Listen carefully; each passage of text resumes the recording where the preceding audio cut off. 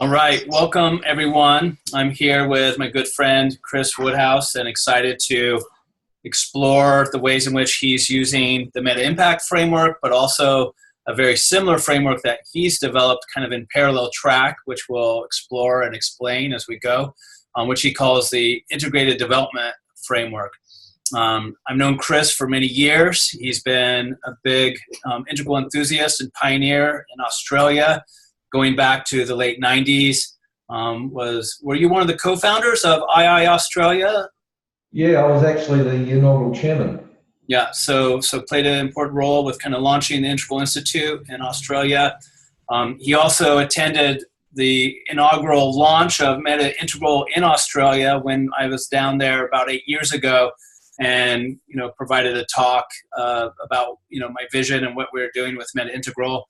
And then we've crossed paths over the years. He's attended the Embodied Practitioner Program in Australia a couple years back, and we've been doing Skype sessions once a month or so for a couple years now, and always kind of comparing our models and frameworks and work. Chris is a businessman. In your early days, you're involved with adventure like leadership, right? With you, and right. has been a CEO, and been involved with boards and chairs, and served in those roles as well. Currently has a consulting firm called Matrix Leadership Networks.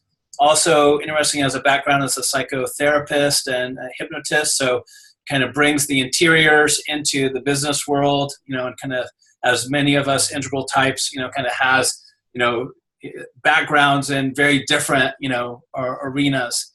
And so Chris, why don't you add any additional details that kind of helps give people a sense of your background, and then we'll dive into exploring the work you've been doing.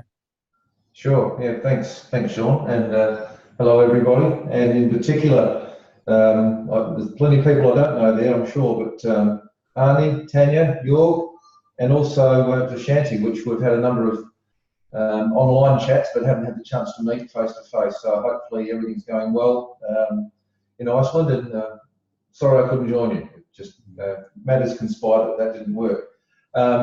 One thing which I'll just sort of toss in there is the room that Sean is in at the moment. I had the pleasure of being there for a week about a year ago, Sean, wasn't it? Yeah, that's right. A group of people. So yes, we seem to be meeting up in places all over the world. So look, I think Sean introduced things for me pretty well. Certainly my early life working in leadership development for corporates, but also for kids, children in at risk, and also gifted for almost 10 years was a very formative part of my overall developmental and particularly leadership development. So that's one of the real milestones in my career. Corporate life, certainly very different to that, but it's been a good complementary set of skills and experiences. So thank you, Sean. Great to have the opportunity to speak. Right. And maybe a good starting point would be to have you share a little bit about kind of that journey we've been on, where we've compared our different maps and models, and at one point we kind of realized that we were creating very similar integral systems to bring together multiple types of value. And so it'd be great to have you kind of share from your perspective kind of that process and kind of what happened in that exchange. Sure, look, I've actually put all my thoughts together over the last day or two, just ready for this morning. Or it's morning in Adelaide when we're recording, and afternoon the day before back in Sebastopol. But it's an interesting and quite amusing set of coincidences. So if I just go back to what prompted me to start developing what is called the Integrated Development Framework, is the initial spark for me came from various observations and experiences that I've had with, in inverted commas, traditional performance assessment processes, as well as performance management processes when people get themselves into the performance management process requirements. And, you know, no matter where I looked, experiences as a CEO and other experiences as well, I kept thinking there's got to be a better way to look at areas where people underperform. A lot of the existing systems were inconsistent, often underutilised, and often just plain broken and not used at all. So I kept asking myself the simple question, can we find a way where performance and development could coexist? Can we become interdependent on each other? You know, and whenever I mentioned that to just about every HR manager, director and CEO, they said, oh God, if you could break that, that would be fantastic. It almost seems to be something of nirvana. And look, can't say I've got the answer, but you know, I think we're getting closer. So a lot of questions, a lot of reading, a lot of meta research approach, looking at other people's research and so forth. And I looked at a number of existing frameworks that propose to do something like that, like the triple bottom line and quadruple bottom line, balanced scorecard. Sean, I looked at, you remember we talked about the global excellence models, and there's about 100 of those around the globe. Then I started looking at the different circumplexes that were out there. You know, the work that Timothy Leary did way back in his Harvard Uni days and coming up with the circumplex model. And I actually use and like the circumplex idea where you've got similarities and polarities at the same time.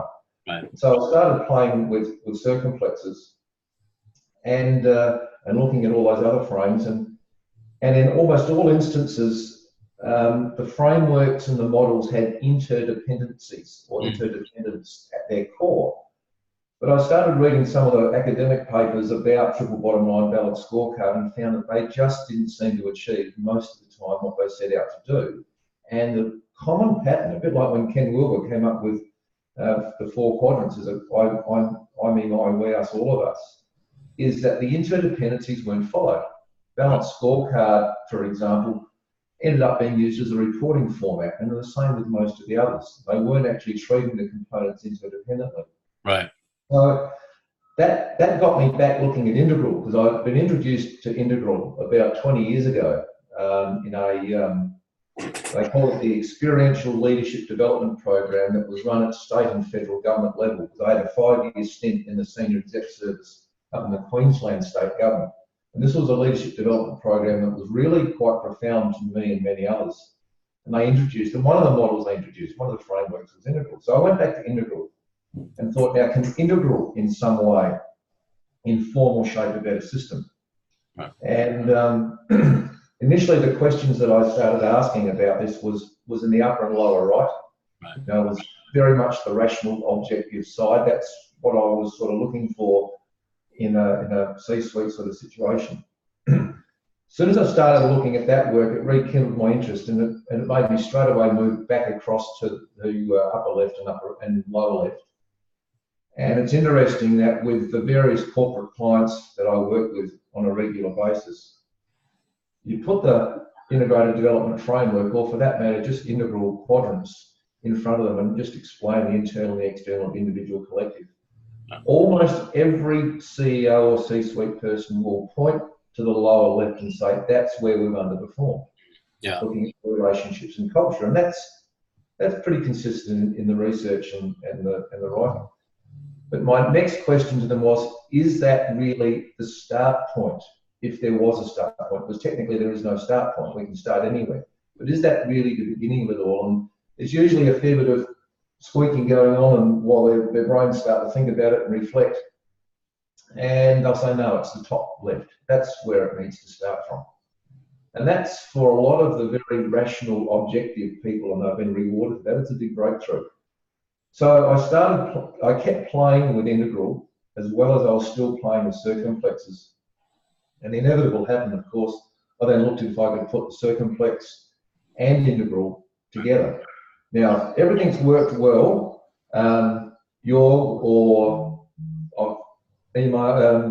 Courier to you or someone, you'll have in front of you, I would like to think, copies of the Integrated Development Framework as an A4 printed both sides.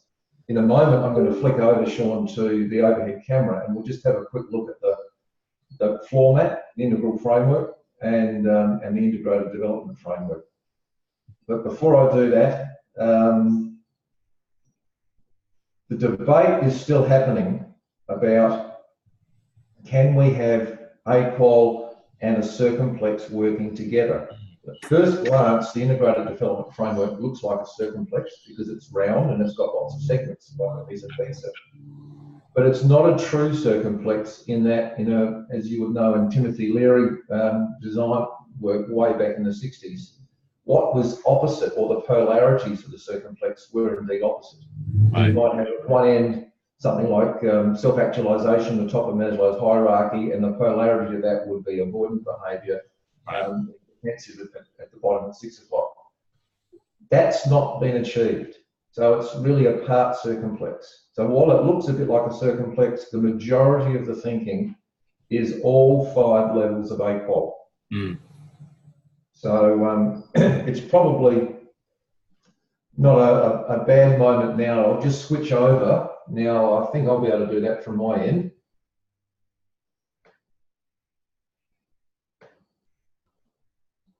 And coming up is the IDF. You can see that okay, Sean? Yeah, yeah, and that's on the floor. So that's a big kind of banner that you've created. Yeah.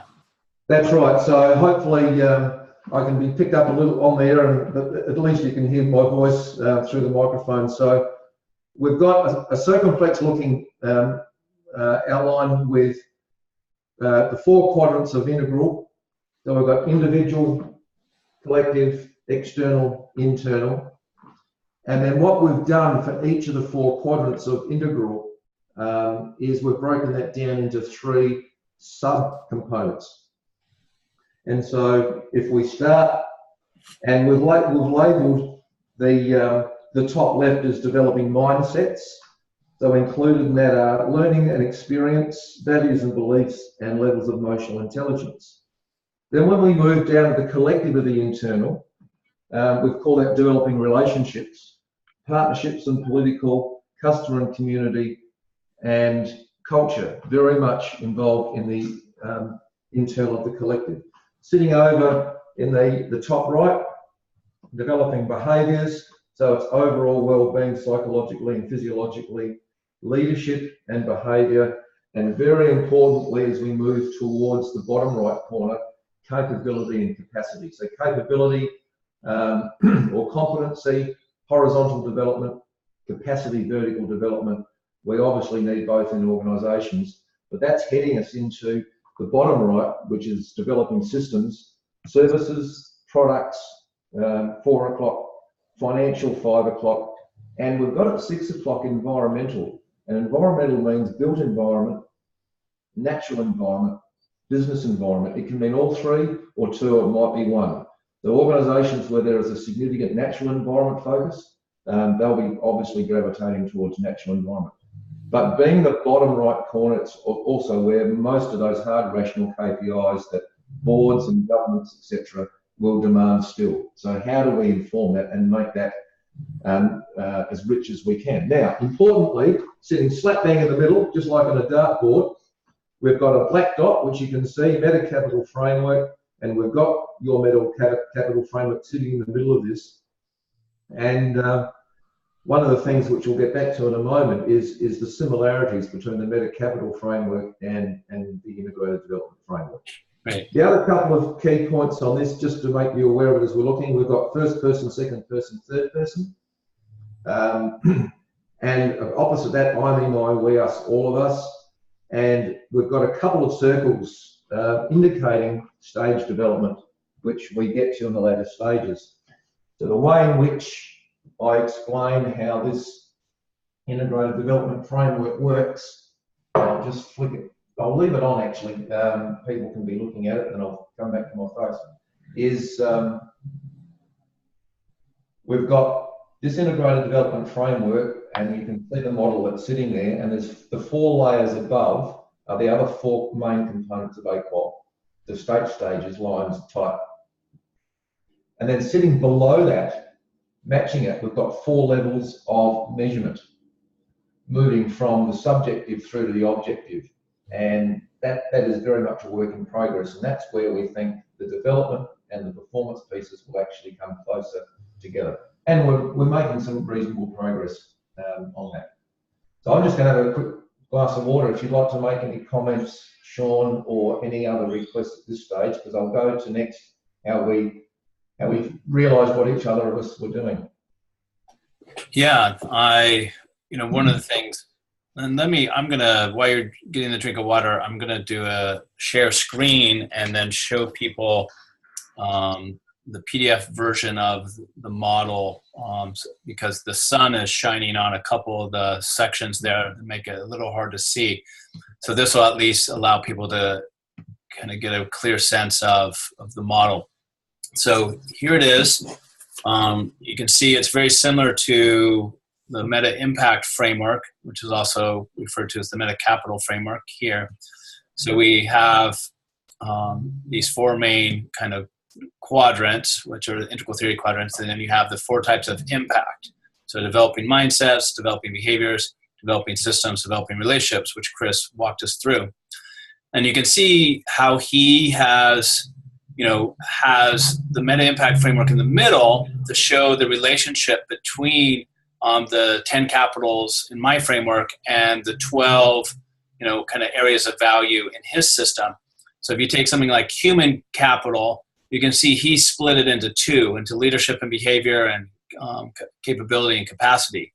And then similarly with social capital, he split it into two, into partnerships and political, and customer and community. So what I love about the work that Chris has done is he's basically working with all the same ideas that I'm working with, but he's arrived at it through the integration of a number of different systems. As he mentioned, the balanced scorecard, the global business excellence, the circumplex models, which have these kind of polarity sections like are here. Though as he pointed out, the ones in his model are not true polarities, but there are different polarities that can be identified in some of them. And so he's integrated a number of different models, but arrived at something that looks very similar, and in many ways is exactly the same model as what I arrived at. So I love showing the work that Chris has done to people as a way of helping them to expand their imagination around how they can take some of the key ideas of the MetaImpact framework and work with them in different but complementary ways. And so he uses, well-being instead of health, products and services instead of manufacturing. Some are the same, like financial and finance, or natural and environmental, culture and cultural are similar. But it highlights how you can be, thoughtful about the language you use to communicate these ideas, and what's going to work best in different circumstances or with different clients. So let me stop sharing and go back to Chris. There he is. So yeah, Chris, tell us a little bit about, I love the fact that you have the map on the floor and you can walk on it, you can move around. And I know that you use this with groups. So share a little bit about how you use the floor map in group settings and what you have found that enables, opposed to just showing it up on the screen and kind of having people look at it in that way. Sure, and I'll absolutely do that. I'll just acknowledge one thing. The version that we just had a look at has been slightly tweaked since then. Okay. Yeah. No structural changes really at all, just a little bit of change with the colours, just closer to a colour wheel. And I need to thank Tanya for that. She was the person who said, hey, you need to look at the colour wheel, that's pretty close. So there's probably a big cheesy smile coming from the group of people in Iceland right now. So thanks, Tanya. Look, the idea of having a mat is a really good sort of intermediary between just looking at the theory and how this comes together as a framework or a map. In fact, one other comment on that one that we put up, it had integrated development system as this does, and it's morphed to integrated development framework because it seems to be a slightly better way of describing it, and also more consistent with the MetaCapital framework with that last word. So using a mat I found to be a really useful, not just a learning or teaching technique, but it's a really useful way of using it in real time for real situations. And there are several companies that have things like circumplexes, and you can use mats and you can walk around. And I've got a couple of other products that I use that I've had mats made up for. So it was a bit of a lay down in the Mazia to come up with some mats for the integrated development framework. So yes, firstly, it's there so people can understand what the framework is intending to do, how it works, but most importantly, and taking it how it works to the next level, is to walk people around the mat. So you've got, and we could do that now, but there's a bit of sun shining through the windows. It's early morning here. So what it could typically look like is I use the mat and other mats as well, one-on-one in coaching. It's incredibly good. Secondly, I use the mats to be able to have a group of people talk through a problem or issue. And it might be a performance-related thing, it might be a behavioural thing, it might be a project or something that the organisation is working on. So instead of sitting around a table, we actually work around the mat and around the different styles. And stepping from, say, if we're talking about, let's pick an obvious one, over with customer and community. Now, in many organisations, they're saying obviously customer is their total focus, etc., etc. But also community, and that's getting very close to MetaCapital front and looking at what are the benefits or the capital gains or the value that's created for the community in our approach. So we can make sure that we keep stepping back to customer and community as we talk about things like what are the financial requirements, what are the political requirements, etc., etc. So it enables us to role play as well. So we can actually set a group of people or an individual, but usually a group of people, a task, and let them role play that out on the mat. Right. And at the end of that, that's a useful process. It helps organise thoughts. But where the value is, as so often in a role play, is in the debrief. Right. So then it's like, okay, let's now go back on what you just did and debrief that, and how all of you are walking around the mat as you are seeking and giving and taking different perspectives. So that's where I use the mat a lot for work. And you've got the graphics, and I believe MetaCapital framework going down the same pathway, which is fantastic. And once you've got that graphic work done, we can get this printed into all sorts of formats. So we've got these printed down to A1 and AO, and etc., and around the walls as visual management techniques around clients and their workplaces. All the clients, I give them a mat. The one that is here now is 2.4 by 2.4 metres, 2,400, or 8 feet by 8 feet. And the biggest one I've made is 3 metres or 10 foot by 10 foot, which doesn't sound much bigger, but it really gets very large. And I remember putting the 3 metre mat out in front of the elevator entry exit at Tanya's workplace because there was nowhere else to put it. It was just a bit big. And that made me think, yeah, we probably need to shrink it a bit. Right. For the size of mat that you have there in the room behind you, what size of group do you find that size of mat works best for?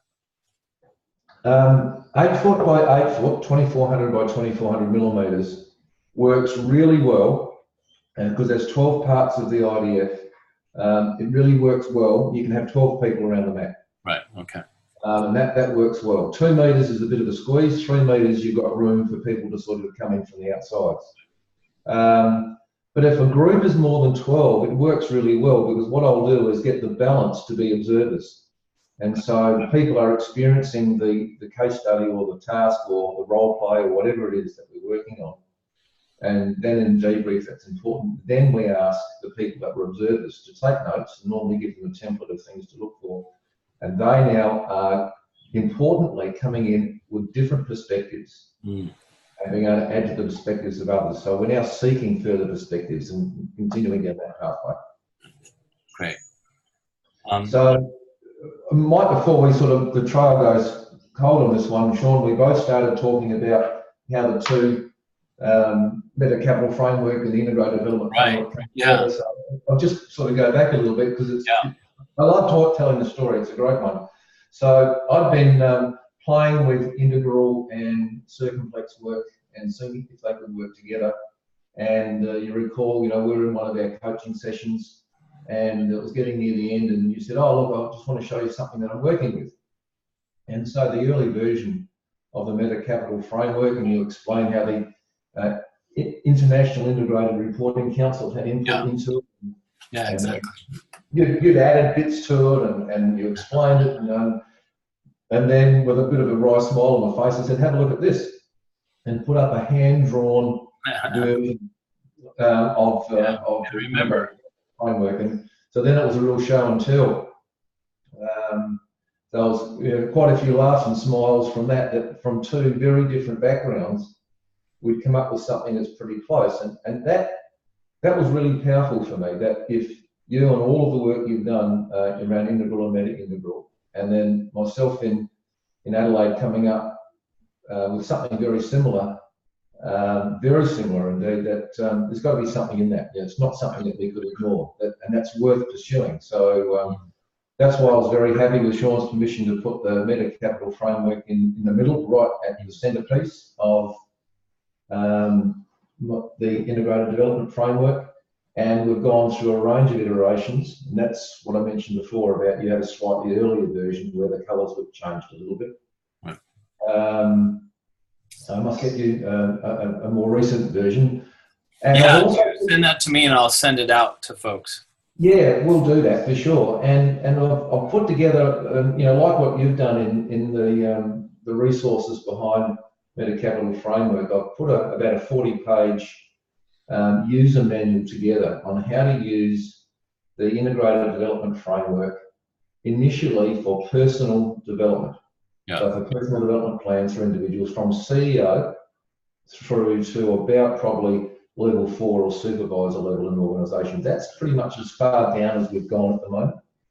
And that process is ongoing with 2 organisations of about 1,000 people each.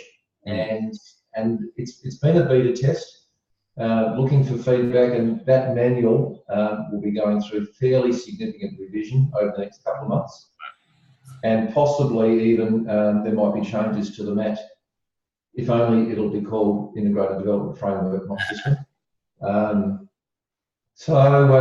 That's how the two have been developed independently. And I almost use the word interdependently then, but they are now, because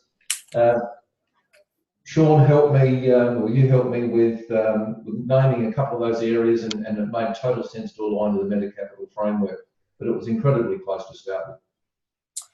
Well, that was a lovely journey. Yeah, I love how both of our models are really aimed at creating what I call multidimensional thinking or integrative thinking. You talked about the importance of the interdependent components and seeing how the different pies on the different sides of the models are related to each other, and not just falling into that typical pattern in the context of metrics and assessments where you're trying to put everything in a box. Though there's value in that, it provides a certain function that's useful in a business context. But if it's only left to that, then a lot is kind of left on the table that otherwise is worth engaging and exploring. So I think by having my model in the center of your model kind of helps people go from kind of foreground, background, and kind of working with these two different very similar systems to support their own kind of interdependent thought and multidimensional thinking. I'm curious to hear from you, Chris, kind of your experience of when you introduce the integrated development framework to your clients. In what ways do they respond positively, and in what ways do they feel overwhelmed, or you find that you have to kind of maybe introduce elements of it in a particular sequence, or kind of what's the range of response from positive to negative when you bring this, very colorful, dynamic, model to them and begin introducing it to the work you're doing as a consultant? As a thanks, I'll do that. If we look at the polarity of that, I've had people basically fall in love with it from day one, to the people that throw it across the room like a frisbee and say, look, right. Well, then that's a sign that you have a good model when you get those two types of responses. It makes me laugh. And I've gone over and picked them up, taken them back, and said, no, I reckon you could throw it further than that. They normally give up. Look, I've been using, at the very least, the integral quadrants. And if that noise in the background is too much, let me know. Someone's cutting lawns. I've been using the integral quadrants for at least probably 15 years. And I do it very Socratically. I just ask people what's important in running your organisation, and director level. And just use a whiteboard. Don't put any quadrants or lines or matrices or anything like that in there, and just put them into 4 clusters as they call out stuff. Then I draw in the crosshairs, and we've now got the 2x2 matrix that's integral. And then put the internal, external, individual, collective, and explain how that dynamic works, and that we need all 4. And almost without exception, they can be the grumpiest, most rational, objective thinker there is. Will go, wow, that's good. So pretty much everybody has seen that 2x2 and gone through that simple little Socratic process. They've normally done that before the integrated development framework comes along. Now, if we have worked well and you've all got an A4 in front of you, you'll find that it's printed both sides, and one side is a lot simpler. It's stripped down, the meta capital framework has been taken out, the lines and the levels have been taken out, etc. And it's just really down to 12 styles. And that's just to introduce that. Then we flip it over. Generally speaking, I make sure I leave a corner up and they can see that it's printed on the other side, and I say, well, what's on the back? And we then look at the one that we just walked around a little while ago. And so a lot of people say, well, there's a lot of information that, it's a bit overwhelming. I need to take time to absorb it and understand it. And that's to be expected. So yeah, they certainly need to start with 4 quadrants, and then we go into looking at the breakdown of the 3 different styles in each of the 4 quadrants, etc. And I'll pretty much always introduce that there are multiple layers above and below. We're not going to go there until we're ready. There's a lot of value to be created just from using this particular framework. Then we will start looking at the other aspects, lines, levels, states, stages, and we'll be looking at different ways of measuring. And we've got qualitative to quantitative scales. We're working on algorithms. We've got pure quantitative, pure qualitative. So we've got a range from subjectivity through to objectivity, which in most organisations, the senior people are more focused on the objective. And you need to talk their language, otherwise they'll turn off. And slowly, bit by bit, get them realising that this is something that can actually go a lot further than where they have before in their own initially development, and then obviously in the overall performance of the organisation. Yeah, tell me a little bit about the way you navigate, including metrics, objective metrics and first and second person metrics, and because you have a really strong background in the balanced scorecard and business excellence, so you know a lot about KPIs, and so you're able to kind of translate that into a more integral orientation for people. So I'm curious to hear more about kind of what that looks like and how you're able to kind of help people in a business setting that are kind of hyper focused on third person KPIs to start to see the value of including other kinds of measurements or metrics or forms of visibility than just those kind of traditional ones. Yeah, and that's really important. So I've used the term before, and I don't like to overuse it, but I use a very Socratic approach as much as I possibly can, which simply means creating an environment where people make the realizations that I would like them to make. And so it's leading them down a pathway where they actually see it and experience it themselves and say, wow, we should be doing that. So it's a really good question, and a key part of this, because we don't get the measurement bit right. The old saying, if it doesn't get measured, it doesn't happen, is very much an old school truism, but still very much alive out there. So I mentioned briefly that we've got 4 layers of measurement below. So one of them, which has proven to be really popular, and this is what's built into the manual on how to use it, and the inspiration came from the global business excellence models. Now in America it's called the Baldrige Award, and in Europe it's the EFQM, and here it's the Australian Business Excellence Framework. There's about 90 something of them across the globe. They're all a bit different, but most of them have got a common core. It's a bit like some of what Wilbur found in the IME model we asked all of us. And the common core is the work that Edward Deming did way back in the 60s. Started with the Toyota industry and around total quality management and systems thinking.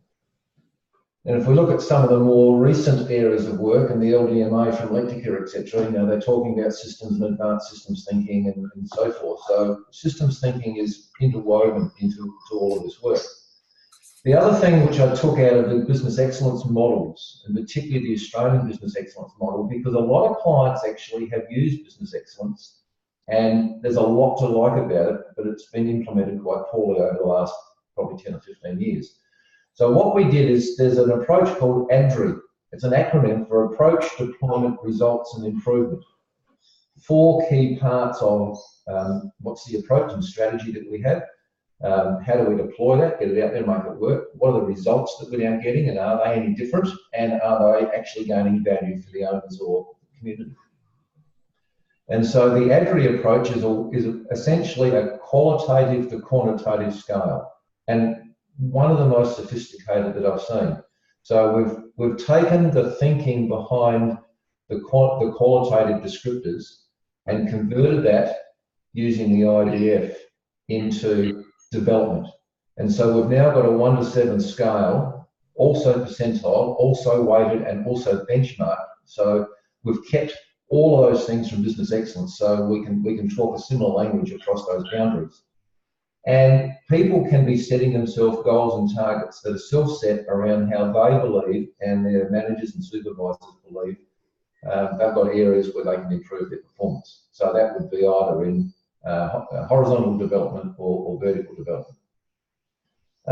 And it was designed in particular, we put it all together, primarily for the left column, upper left and lower left, the more subjective, non-rational areas, the ones that are inherently very difficult to measure. Right. So part of the Socratic approach is getting their heads around the fact that those things around mindset and around culture and relationships are inherently very, very difficult to measure, let alone quantitatively measure. So it was designed particularly, this ADRI approach, taking the thinking from business excellence and converting it across, keeping the thinking but changing the context to development rather than the stages of maturity of the organisation. But one of the few real surprises that's come out of the journey so far is that most of these rational thinkers started using the ADRI approach also for the right column. They were actually preferring that over the standard traditional KPIs. Wow. So I'm now encouraging these people that have only ever used KPIs to start using KPIs again, because we want a mixture of this ADRI approach as well as KPIs. So that's taking us down the path of looking through analytics and algorithms on how we can even take that whole area further. And that's one of the big improvement areas that we've got yet to face. And I've not even told you this at all yet offline, so you're hearing it for the first time too, Sean. One of my clients is a fairly large finance company. Yeah. And of course, a finance company and running the business of finance, they've got a lot of metrics, all related to numbers. And we're working there on getting our head around the both qualitative and quantitative, potentially for the IDF. They're very happy to work with that. So that's great. Well, it's a really exciting area, along with we're working with a couple of other people in, like I said, the analytics and in the analytics area, yeah, and particularly algorithms. So they will be added to those 4 layers of measurement sitting underneath, and it will end up being a mixture. But the key part of the KPIs, and probably the most important part of all, consistent with the interdependency, is when we sit down with anybody, level 1, C-suite, all the way through to level supervisors, and they'll look at the IDF and work out ideally one area from each of the 4 quadrants that they want to work on, and they have to work on the interdependencies to the other 11. Wow. So if they're going to work on, say, partnerships, we need to look at what's the impact financially, what's the impact on product, what's the impact on vertical development, etc., and get them starting to think truly interdependently, because that's why the balanced scorecard and triple bottom lines have not achieved the value creation that they intended. Wow. And yet, it's interesting, if you look at the balanced scorecard, Capital and Norton, who put it together, just said very, very clearly, the interdependency between the 4 quadrants is critical for success. Wow. And I've got a number of white papers which have been researched over the last 10 or 15 years about companies using balanced scorecard, and that comes up in every single paper, academic paper. Wow. So hopefully that's gone some way towards, you know, at least a reasonable discussion around, you know, how we get measurements. And so we've got the ADRI approach, we've got traditional KPI approach. It's harder on the left than it is the right. But I'm interested probably soon to start talking to the Leptica organisation to see if they can assist in that as well, because of their claims of quantitative leadership decision making. So there's some really great areas beginning to converge around this. Yeah, no, it's exciting. And I think I've shared with you some of the work I've been doing around playing with how we define KPI and changing what the P stands for depending on which of the 4 quadrants it's connected to. So, you know, so keeping the notion of KPI, key performance indicator, but saying there's 4 major types of performance indicators, you know, and, you know, in the lower right, you know, with systems, it would be like key, you know, production indicators, right? You know, how is the system producing products and services? You know, in the lower left is wide impact, you know, key participation indicators, like how are stakeholders, employees, and, you know, shareholders participating in the process? What does that look like? And then, you know, in the upper left, I've been playing with key presence, you know, or key perception indicators, you know, like what are the mindsets and mental models and quality of our presence that's there. You know, all of this in service of trying to find a way of kind of expanding the use of KPI to be more integral and play with the language a bit and kind of see what's possible so that we can keep the notion of KPI because it's so entrenched in, you know, most, you know, contemporary approaches to business, but expand it and kind of play with how we're defining it so that it, because right now the way KPIs are used are almost exclusively what I would call clear impact and high impact, you know, like how does an individual perform or how does the system perform? But even so, many of them really deal with kind of, you know, the behavior of the individual. So it's exciting to hear the ways in which you're making inroads with clients around opening up to, you know, not just the quantitative, but also the qualitative, you know, metrics and ways of assessing growth and development and, you know, measuring what's important. And yeah, look, it was always going to be one of the harder, more challenging parts of this development. And as it's turned out, you and I have talked a fair bit, so it's worth just putting that on the table at the moment, that 2 of the clients that have been beta testing this with are local government entities that have both been exposed to mergers. I was working with one of these organisations, and we achieved some amazing results inside 12 months. We had a 21% shift in engagement. Wow. And developing a constructive culture inside 12 months, which is almost unheard of. Yeah. Then along came the mergers. The New South Wales government sort of didn't give us a lot of heads up about it. And that council became the hub where 3 other entities came in. 2 other councils and a water authority came in. So it's a 4-way merger, which is incredibly complex. And the other one was a 2-way merger. And we didn't have that preparatory work done. So it's great to be able to compare the 2. One had about a year of using integrally informed approach, and the other one didn't. So it's interesting to watch how they're progressing. Wow. Particularly interesting at the moment, and I mentioned to you just before we went online that the CEO of that original organisation that we created so much has decided that he's going to retire early. And the other organisation, that's the 2-way merger, one of the general managers and the general manager in charge of development and IT, like corporate services, has been turned over as well. So we've now got a level of uncertainty between the CEO, the board, because they're brand new boards as well from the merger, and also this general manager. So None of them have any experience and knowledge about Integral, let alone in Meta Capital Framework or the Integrated Development Framework or anything like that. So it's challenging. And one of the reasons why I'm not joining with you in Iceland, because we're working through all of that. But the reason the really good part of this is there's a lot of disruptors coming in, which is testing the work that we're doing. Is it robust enough to hold and withstand, I should say, these pressures that are going on? And, local government as a sector is incredibly complex. For an organisation, say 1,000 people, it's got about 250 products or services. Wow. You have a look at most other areas, like a finance company or a grocery store or something like that. You might get 20 or 30 or 40, maybe 50 products or services. So you've got a lot of products and services, which means there's an inherent level of complexity. And local government also historically has a low risk appetite. Change is not something that a lot of people in the local and probably other levels of government accept and work with as well as they could. So there's a range of stressors and disruptors that are being thrown at us at the moment, which I use the term constantly, never waste a good crisis. While we've got all this stuff happening, let's see where it goes. But I guess probably the biggest impact is an obvious one, is we use Maslow's hierarchy of needs.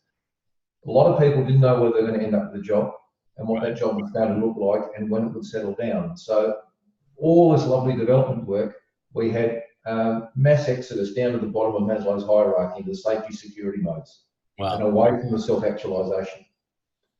We're just beginning to pick that up again.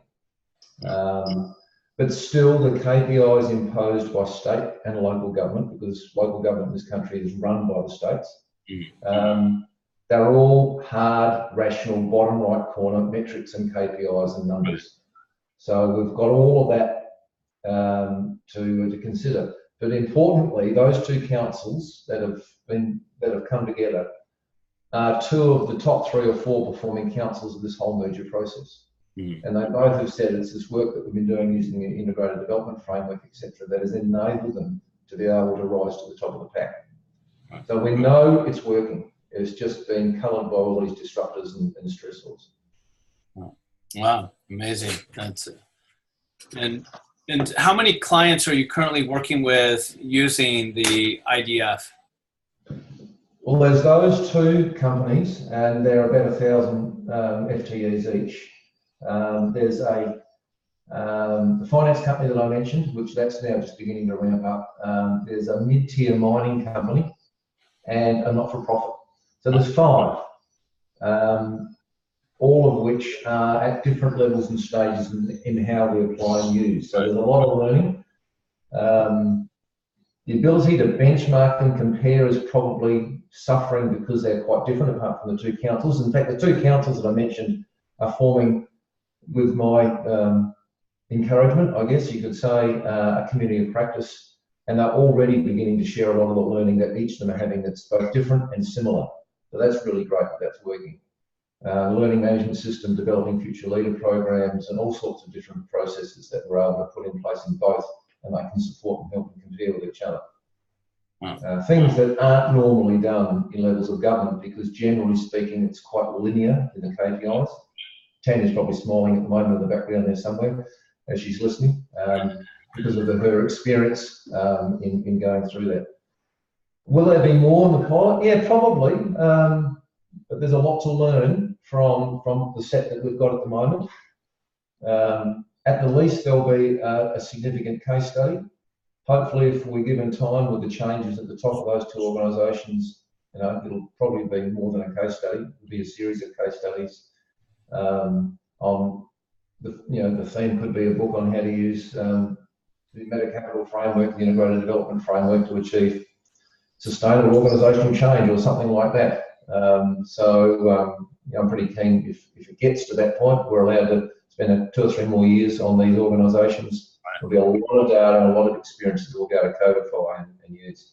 Well, yeah, it would be amazing to have some case studies and a book come out of all of that.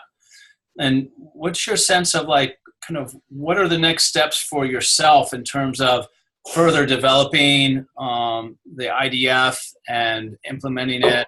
Like, what's your growing edge as kind of the designer and consultant using this model? And where do you see like the next 6 months to year taking you in terms of further developing it? Yeah, it's a bit like a question I ask most people: what do you want to do when you grow up? I don't know yet. No, I've got a bit of an idea. One thing that is different, particularly for people that are listening in at the moment, you have made the Meta Capital framework basically public domain information and use the Meta Integral network to be able to assist with that.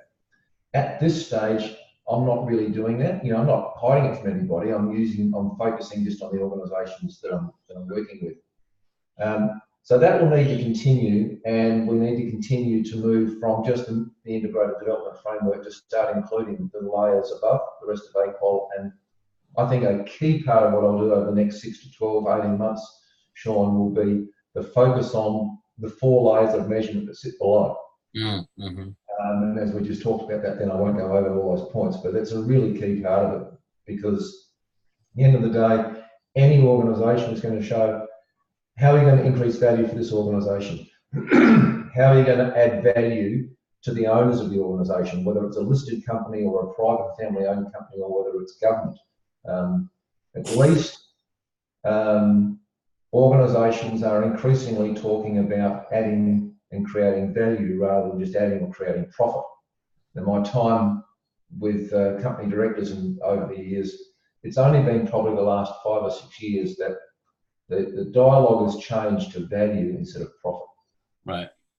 Profit was seen as a singularity, and that was it. That's what this organisation exists for. Yeah. It's good to see that shifting, and things like Meta Capital Framework, Integrated Development Framework, is certainly going to help that. Mm-hmm. But yeah, it's really important. They're going to say, how is this going to increase value? How's this going to save us money? How's this going to make us more profitable as one of those values, right. particularly if it's listed. Actually, just a thought jumped into my head. A lot of local governments and state governments will say that they're hamstrung by council boards, state government boards, politics, etc. But when you look closely at listed companies and organisations, the mining company that we're using is listed and growing quite rapidly. They're also constrained by share analysts. It's right. something that's not talked about, it's not quite as visible. But share analysts will be looking at, is it something to buy, recommend to buy, hold or sell, and their lifeline and their profits, their commissions rely upon that. And I've had several programs with listed companies shut down after a little while because the share analysts were worried that the shareholders would hear that they're working on culture or working on leadership, and they've got a leadership or culture problem. The fact is that they might be going from good to great, just wasn't understood. Yeah. So that's an interesting one that also needs to be built into if and when we start getting to some of those bigger listed companies and taking this approach, that we handle and manage those perceptions very, very carefully, because they can have just as much impact as the fact that in public sector using public funds, so you need to be very accountable for it. Wow. Right. Mm-hmm. Are there any key areas that we haven't touched on yet that you want to be sure to go over before we kind of wrap up?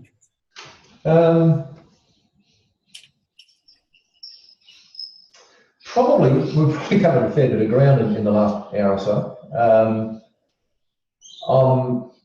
And we talked about before we went online, there may be an opportunity, we'll just see how things pan out in Iceland, to have a live question and answer session, if indeed there's any interest from participants in that.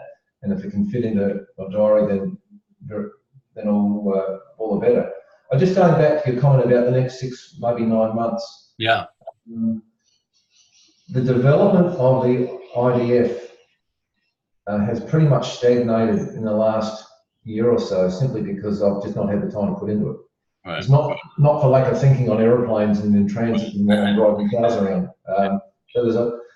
So I'm expecting there over the next little while to be a little bit of a burst in